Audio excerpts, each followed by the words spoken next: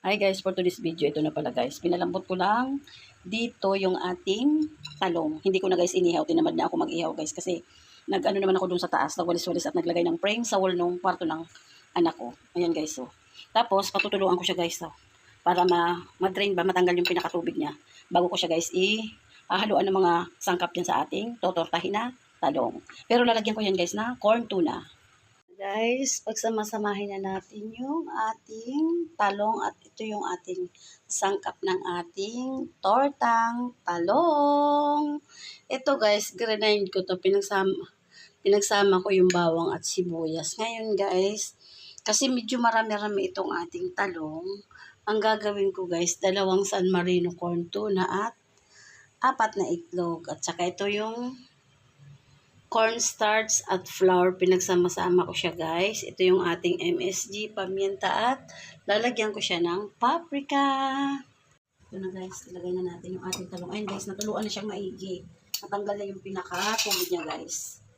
Ayan. Kaya ngayon, lagay na tayo guys ng paminta at saka ang ating MSG at yung ating paprika. Ayan. Tapos ito yung ating bawang sibuyas. Ito guys, ang ginawa ko dito, halos kalahati ng isang buong bawang at ano to guys, 2 sibuyas. Sayang. Tapos lagay na natin yung ating flour. Tapos, yung 2 itlog mga, 4 to guys, iuubos ko to. Yung 4 na itlog.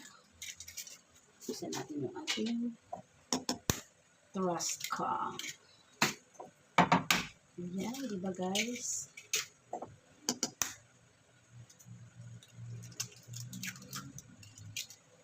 Para masarap siya.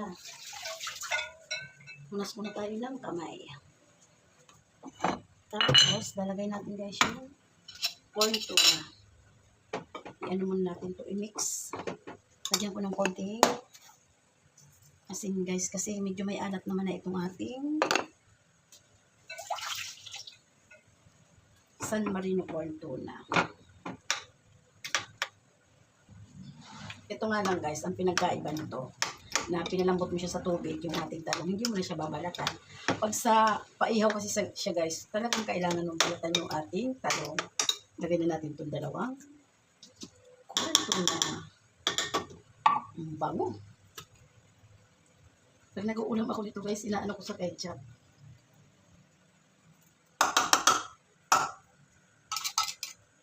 Isang piraso na lang guys, yan yung stock ko nito.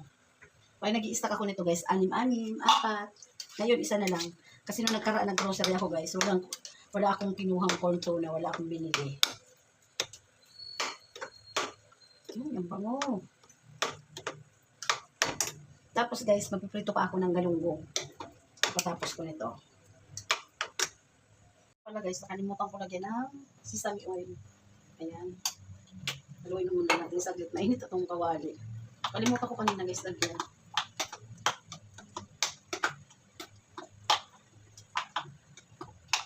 Ayan, okay na. Tikman ko pala guys kung okay na yung okay na itong alat guys. Mainit na siya. Lagay na natin ng ano guys. Madami-dami to guys. Oh. Hanggang bukas pa namin to ulam. Tapos magpiprito pa ako ng galunggong.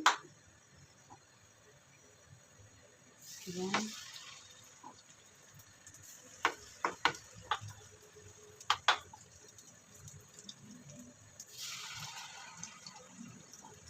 Laki-lakihan natin ng konti. Tapos pahaba.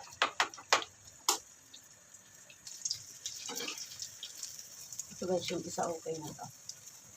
Ayan.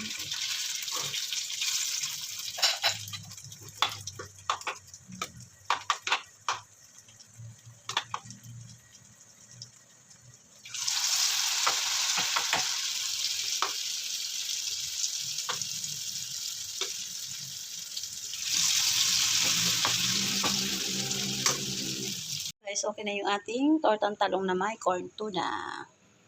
Tapos ito, magpiprito na. Doon ko na sa taas na ipiprito guys, dun sa terrace. Ayan guys, nagprito ako ng galunggong. Nakaupo muna ako dito sa tabi. So, luto na yung ating pritong galunggong at yung ating tortang talong with corn tuna. Kasasaw niya sa suka yung galunggong. Kain-kain! Bye guys, thank you. God bless po.